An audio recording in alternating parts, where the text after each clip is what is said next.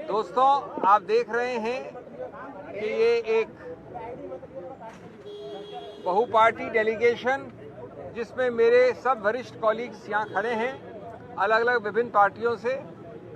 ये तीसरी बार इस चुनाव में मल्टी पार्टी डेलीगेशन गया है चुनाव आयोग। आज हमने 2-3 मुद्दे स्पष्ट रखे उनके सामने।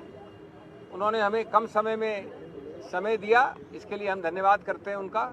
सबसे महत्वपूर्ण और अहम मुद्दा ये है कि पोस्टल बैलेट्स ये एक जानी मानी प्रक्रिया है कि चुनाव के परिणाम को एक तरफ से दूसरी तरफ ले जा सकती है।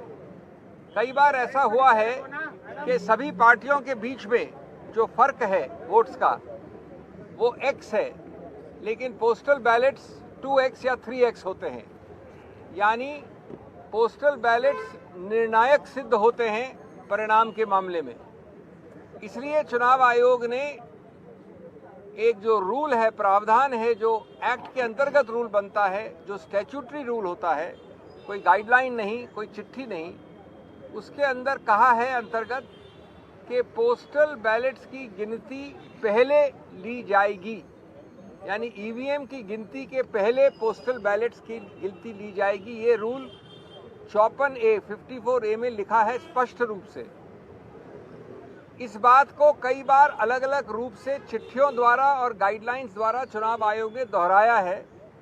2019 में बड़े स्पष्ट रूप से कहा कि पहले आप पोस्टल बैलेट की गिनती शुरू करिए, उसके कुछ समय बाद आप ईवीएम की गिनती शुरू कर सकते हैं, लेकिन, और ये बहुत अहम बात है, आप ईवीएम की गिनती खत्म नहीं कर सकते या परिणाम का अंत नहीं कर सकते जब तक पोस्टल बैलेट का पूरा रिजल्ट गणना के बाद घोषित न हो जाए। यानी पोस्टल बैलेट की गणना के बाद उसका परिणाम पहले घोषित करना अनिवार्य है। और अगर आप अंत तक पहुंच गए हैं ईवीएम में तो उसको रोकिए जब तक पोस्टल बैलेट का आप परिणाम घोषित न करें। इसके बावजूद, और ये हमारी याचिका है, ये हमारी कंप्लेंट थी आज चुनाव आयोग से, चुनाव आयोग ने गाइडलाइंस द्वारा इस स्टैट्यूटरी रूल नियम को बदला है। वो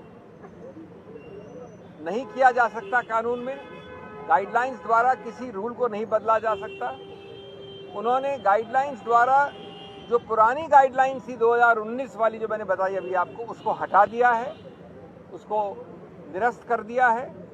और इसका बड़ा सरल और सीधा परिणाम ये होता है कि ईवीएम की पूरी गणना हो जाए अंत तक, तब तक भी पोस्टल बैलेट की निर्णय की घोषणा करना अनिवार्य नहीं रहा है।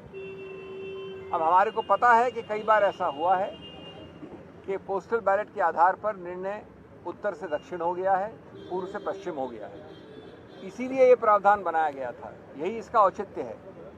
इसलिए ये अति आवश्यक है कि ए, आप कानून के अंतर्गत एक गाइडलाइन द्वारा नियम को नहीं बदल सकते। बी, पोस्टल बैलेट जो निर्णायक एक रोल प्ले करता है उसके लिए भी अनिवार्य है कि उसको पहले गिना जाए। और तीसरा कि एक लेवल प्लेइंग फील्ड के लिए, गणतंत्र के लिए, स्वतंत्र चुनाव के लिए, जो कि संविधान के मूल तत्वों का एक अभिन्न अंग माना गया है, ये आवश्यक है कि जो पुराना रूल था उसी को फॉलो किया जाए, जो प्रावधान अभी भी है उसी को रूल किया जाए।